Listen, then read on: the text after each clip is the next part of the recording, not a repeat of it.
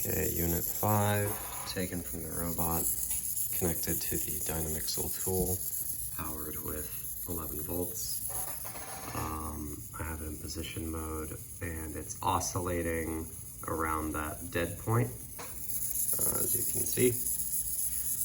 So I'm gonna move this into one of the non-broken zones, and it's fine, right? And then we go to another dead zone. Then here it should be fine. Another dead zone. Here it's okay. Another dead zone.